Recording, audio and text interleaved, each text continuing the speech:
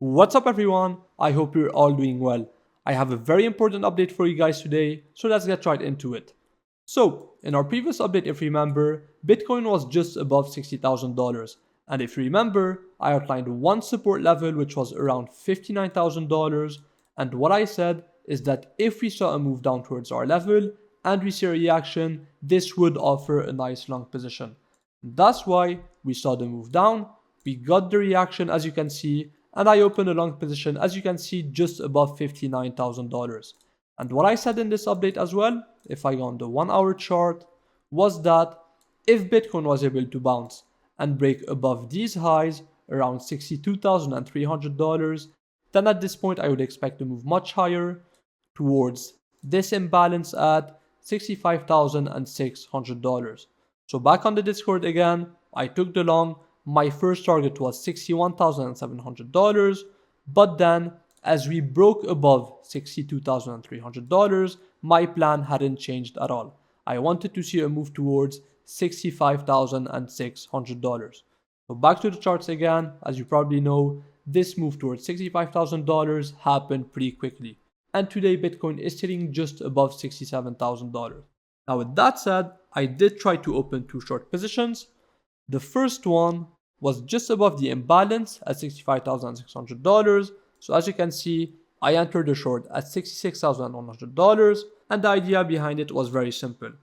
And it was that if I wanted to see Bitcoin go lower, personally what I wanted to see was a lower high than this one. So I didn't want Bitcoin to break above $66,500. And again, if I wanted to see lower prices, in my opinion, this was a decent setup for a short position.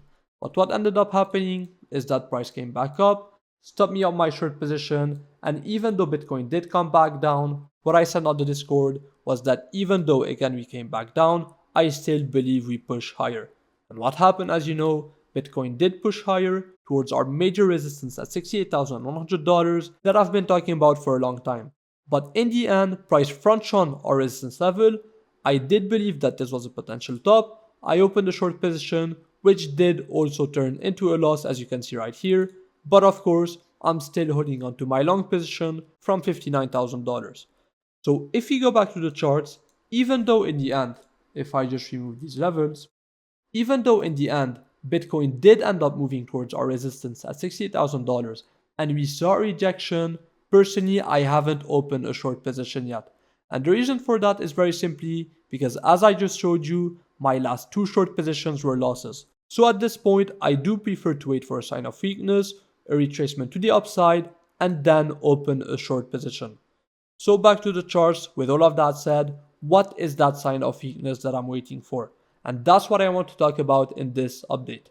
So first, a quick reminder, this resistance at $68,100 is simply this imbalance on the 4-hour chart that I've been talking about for a long time. And you just have to note that this imbalance goes all the way up to $69,600. We'll come back to this level, but first let's focus on the sign of weakness. So again, as I said, I'm not in a short position yet. I'm still holding on to my long position from $59,000. And if I want to enter a short position, I want to see a sign of weakness. And to me, it's pretty simple. The first sign of weakness should be a drop below this low at $64,700. And if Bitcoin does come back down and breaks below this low, at this point I would expect to move towards at least $62,500 for the fill of this hourly imbalance. So with that said, personally what I would like to see is a drop, a break below this low, and then if we see a bounce, at this point, this is when I will look for short positions for a move lower, as I said, towards $62,500.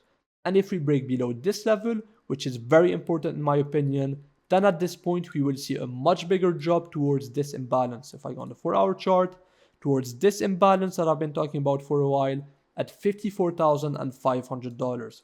So again, if we break below 62.5, in my opinion, we have a much bigger drop to come.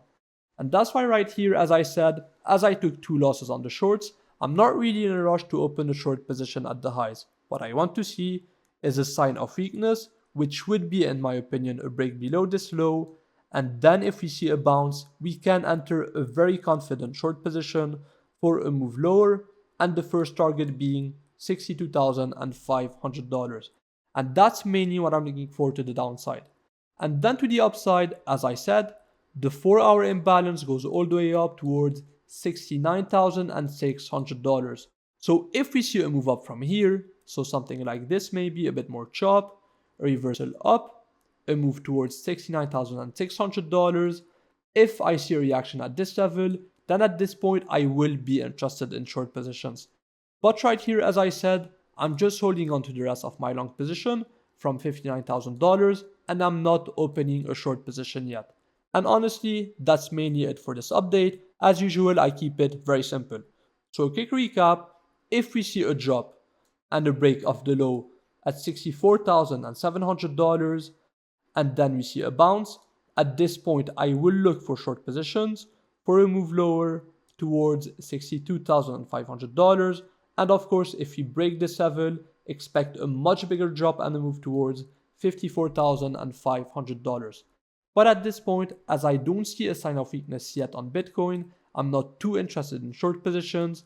And if we see a move higher towards $69,600 and we see a reaction, at this point, as I said, I will be interested in short positions. So with all of that said, I hope you guys enjoyed this update. And as usual, if you have any questions, I'm available inside the Discord.